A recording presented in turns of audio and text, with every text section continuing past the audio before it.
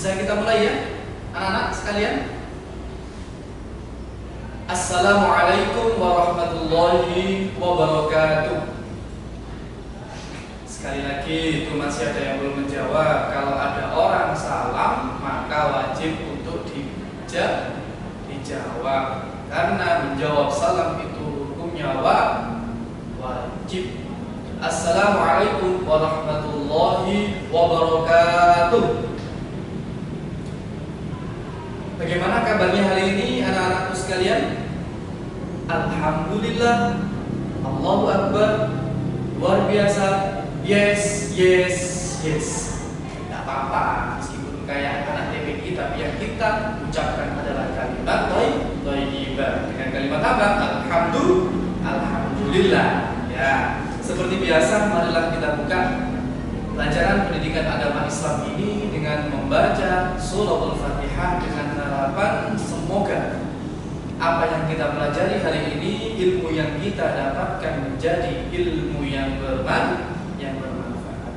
Ala hadhihi niyyah wa ala kulli niyatin shalihah. Al-Fatihah. A'udzu billahi minasy syaithanir rajim. Bismillahirrahmanirrahim.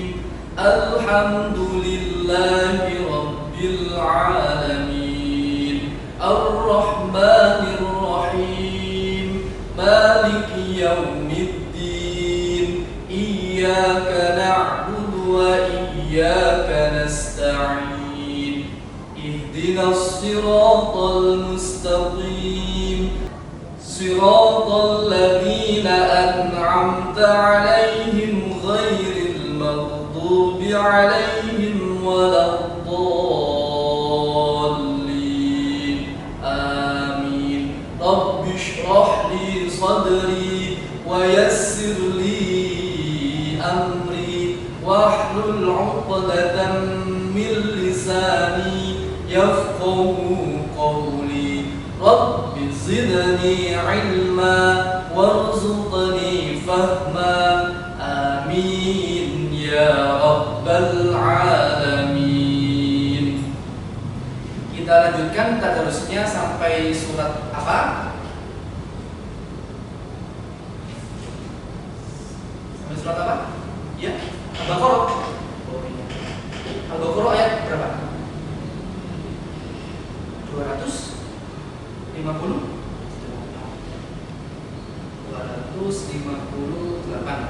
Bagaimana? Sudah dibuka semuanya? Yo, sekarang dibuka semuanya. Sudah? Baik, langsung saja kita mulai. Abata. A'udzu billahi minasy syaithanir rajim.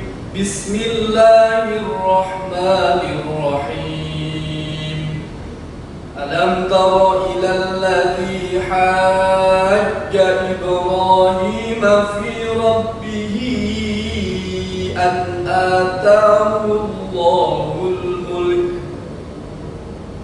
إذ قال إبراهيم ربي الذي يحيي ويميت قال أنا أحيي وأميت قال إبراهيم فإن الله يأتي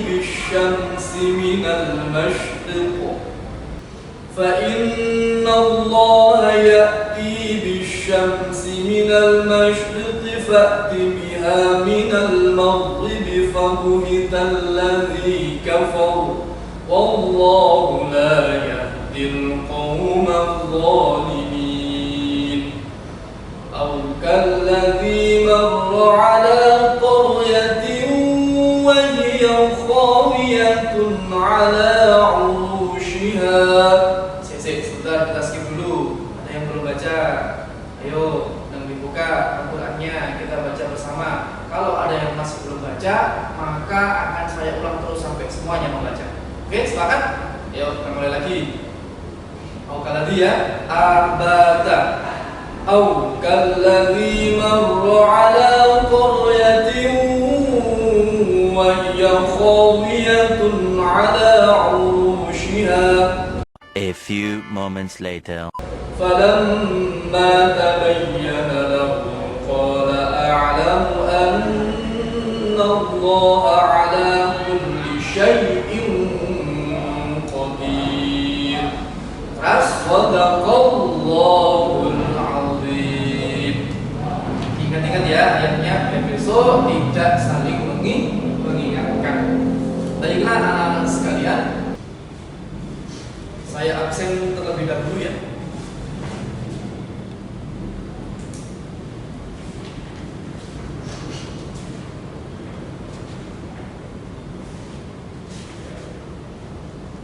Azraya, ya, Akitasha, Ahmad Yusuf, Ahnafia, Anissa, Aqsa, Azara, Wisnu, Yosinta.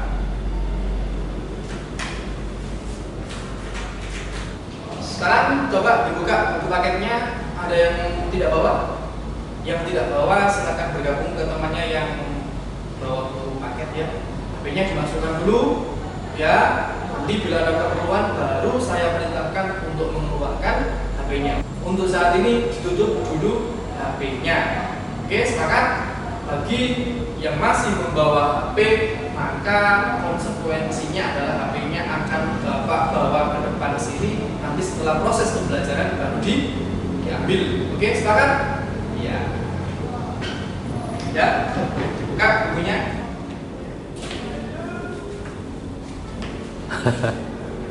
Silakan bukunya dibuka di halaman 50 ya. Kita masuk kepada bab yang keempat tentang saling menasihati di dalam Islam.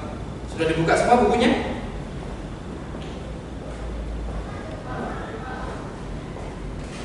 Nah, jika sudah, saya ingatkan kembali ya, tidak ada di atas meja kecuali buku dan alat tulis. HP-nya dimasukkan semua. Ketika saya berbicara, maka semuanya harus mendengarkan terlebih dahulu. Di awal saya hanya akan memberikan persepsi dan motivasi terkait dengan materi ini. Kemudian nanti akan ada sebuah penugasan yang harus kalian kerjakan bersama kelompoknya. Jadi ya, kita perlu ketahui bahwa Islam yang kita nikmati pada saat ini, Islam yang kita lihat besar pada saat ini, tidak lain adalah karena jasa besar dari satu manusia mulia, yaitu baginda Rasul Muhammad SAW, melalui proses perenungan ketika beliau berada di sebuah gua yang bernama Gua Hira ya. Beliau kemudian mendapatkan wahyu surat Al-Alaq, dan beliau pada saat itu dinobatkan, dilantik oleh Allah menjadi seorang utusan Allah, yaitu menjadi seorang nabi dan rasulnya Allah Subhanahu wa ta'ala. Walaupun pada awal wahyu itu diturunkan itu hanya untuk dirinya sendiri, namun pada akhirnya Allah memerintahkan Rasul untuk berdakwah kepada keluarga, kemudian kepada seluruh umat manusia, khususnya adalah dakwah kepada masyarakat jahiliyah. Tentu kita harus tahu bahwa predikat jahiliyah pada masa itu bukan karena kebodohan mereka, bukan karena mereka itu orang yang tidak punya ilmu, bukan. Tapi predikat jahiliyah disandang oleh mereka itu karena rusaknya, bejatnya akhlak moralitas pada masyarakat tersebut, sehingga Nabi diutus menjadi seorang utusan. Tujuannya adalah untuk berdakwah ajaran-ajaran Allah Subhanahu wa ta'ala. Ya, kemudian setelah Nabi, maka proses dakwah itu dilanjutkan oleh para sahabatnya. Setelah para sahabatnya, maka proses dakwah itu dilakukan oleh tabi'in, ya, kemudian para tabi'in, kemudian para ulama yang sampai kepada kita, yang mungkin kita sebut dengan ustadz, yang mungkin kita sebut dengan kiai dan lain sebagainya. Tentu Islam datang ke sini, tentu Islam menjadi besar seperti apa yang kita lihat saat ini, itu tidak serta-merta muncul dari muka bumi saja, tidak. Tapi Islam datang ke Indonesia, Islam berkembang di Indonesia tidak lain adalah karena proses dakwah. Karena itu sebagai seorang muslim kita dibebani sebuah kewajiban untuk berdakwah, khususnya adalah kepada diri kita sendiri. Atas dasar apa? Atas dasar kemampuan yang kita miliki. Ya, jika kita sebagai seorang pelajar, jika kita menjadi seorang anak, maka kita bisa berdakwah sebagai seorang anak. Jadi anak yang baik, nurut kepada kedua orang tua, memberikan keteladanan kepada adik-adiknya dan lain sebagainya. Itulah dakwah yang harus kita lakukan, itulah dakwah yang bisa kita lakukan.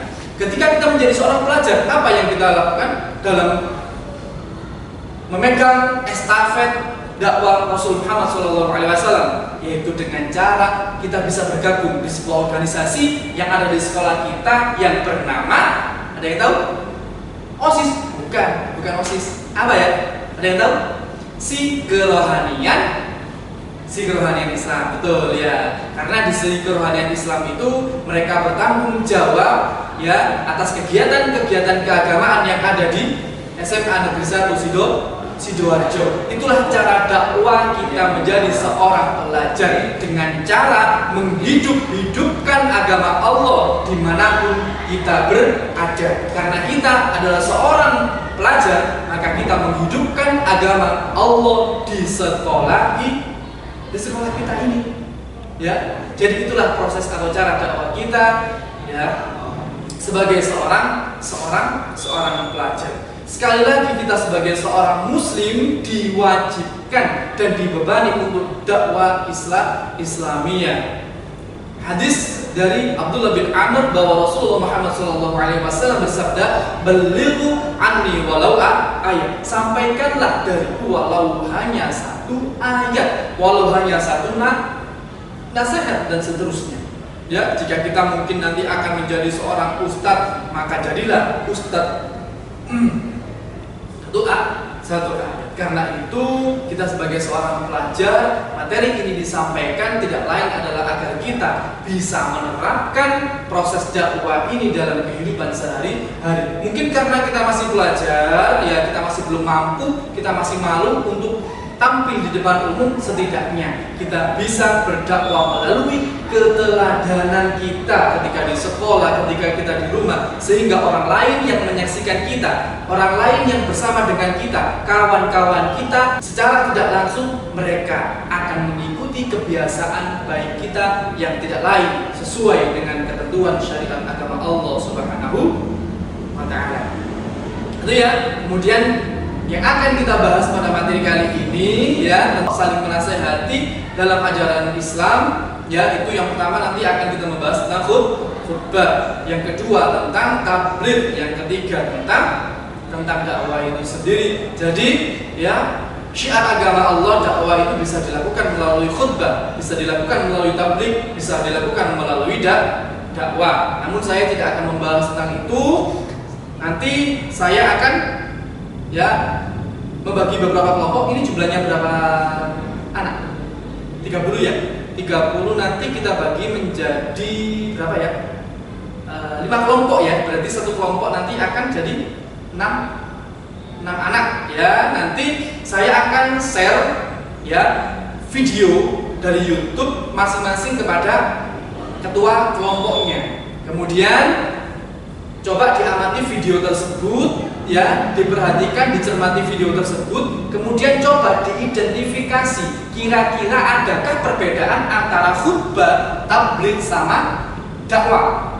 Ya, kira-kira apa perbedaannya? Ketika kita sudah mengidentifikasi, maka carilah kebenaran dari identifikasi kita melalui proses mencari data. Di mana kita mencari data? Bisa di buku paket. Di mana kita mencari data? Bisa di internet. Di mana kita bisa mencari data? Bisa menggunakan literatur yang lain. Tujuannya adalah data itu nanti akan kita olah untuk untuk memperkuat argumentasi kita sesuai dengan identifikasi apa? Sesuai dengan identifikasi dari video yang telah kita amati.